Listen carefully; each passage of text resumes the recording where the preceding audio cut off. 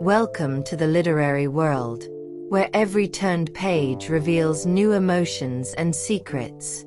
Today, we're diving into one of the most captivating romantic comedies in contemporary literature, The Hating Game by Sally Thorne. This story is not just about love. It's a roller coaster of feelings, rivalry, and discoveries that make us question the fine line between love and hate. Before we begin, don't forget to subscribe to the channel for more literary adventures like this one. And if you fall in love with this story, the link to the book is in the description, so you can check out the full tale, whether in physical or audio format.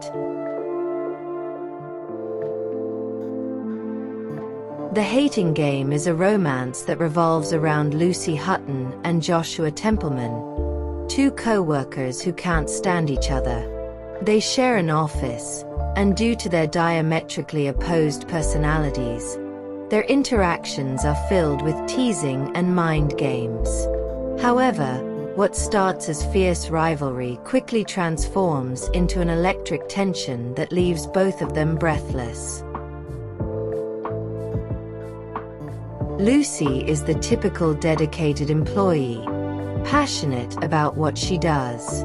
She always seeks her colleagues' support and hopes everyone gets along. Joshua, on the other hand, is the opposite, a closed-off and ambitious type who seems to live only for work and is not swayed by friendships in the professional environment.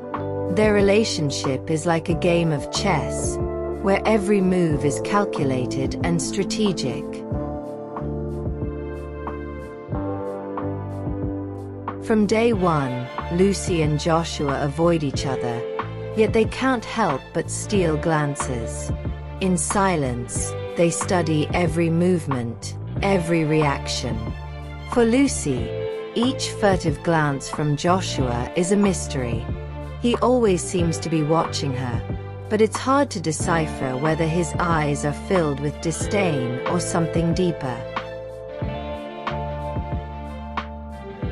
The exchange of looks between them is like a silent conversation, full of nuances and hidden meanings. This deafening silence adds a layer of tension that increases with each encounter.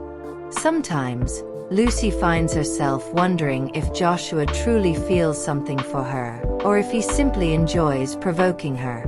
The uncertainty consumes her, but intrigues her at the same time. The first major verbal confrontation between them is a battle of wits and sarcasm. Lucy, used to being liked by everyone, finds in Joshua someone who seems immune to her charm. He responds with sharp humor and remarks that hit her directly. It's in this moment that she decides she can't lose this battle. What starts as an attempt to provoke becomes a struggle to hold her ground, not letting him see how much his words affect her. Lucy feels she needs to win, not just for pride but to prove to herself that she can be as strong as he is. This confrontation is filled with sharp dialogues exchanged between the two, bringing their conflicting personalities to the forefront. Each line is charged with emotion and meaning, making it easy to see how this rivalry quickly intensifies. Joshua is a master of mind games. He knows every trick and technique to leave her flustered. He does little things, like leaving papers disorganized on her desk, knowing that it will irritate her. In response, Lucy finds subtle ways to retaliate, like rearranging his pens or swapping his favorite coffee mug for one she knows he hates. The minutiae war escalates day by day, and each small victory brings a sense of triumph that paradoxically deepens their connection. It's fascinating to see how, from small provocations, an atmosphere of attraction begins to form. The first kiss happens amid a confrontation that starts with harsh words and ends in a clash of emotions. Joshua moves in slowly, and Lucy, a mix of anger and curiosity, doesn't back down. When their lips finally meet, it's as if all the barriers they had built crumble at once. It's a kiss filled with repressed passion and barely disguised desire. This moment is a crucial turning point in the narrative. Both feel vulnerable yet electrified. They know they have crossed a line, and nothing will be the same again. This intensity marks the beginning of a new phase in their relationship, where love starts to emerge beneath the surface of hatred.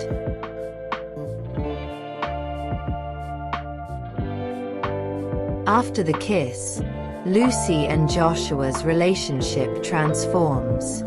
They still play games, still provoke each other, but now there's a different tension in the air. Joshua seems more protective, although he continues with his characteristic sarcasm. Lucy, for her part, finds herself increasingly fascinated by him. She begins to realize that her anger was a facade for something deeper, something she is afraid to admit even to herself. The change in her feelings is almost imperceptible, but with each interaction, each casual touch, she feels the flame of desire ignite. The trip to the wedding is a turning point. Away from the office, they are forced to confront their feelings without the distractions of daily life. They share moments of intimacy that go beyond the physical. Joshua reveals a vulnerable side, talking about his insecurities and fear of failure. Lucy, touched by his honesty, realizes he is not the cold, calculating man she imagined. They share laughs, knowing glances, and deep conversations. With every mile traveled, their bond strengthens. During this trip, Lucy discovers new layers of Joshua's personality while he sees her in a new light. Their interactions become warmer and more meaningful, leading to a new understanding of who they are as individuals and as a couple. During the trip, Joshua reveals that he has always had feelings for Lucy but never knew how to express them. He confesses that the hatred was, in fact, a mask to hide his vulnerability. Lucy is moved by his confession and realizes they are more alike than she imagined.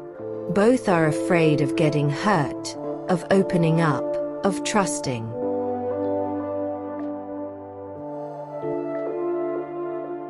This revelation is one of the most emotional parts of the book.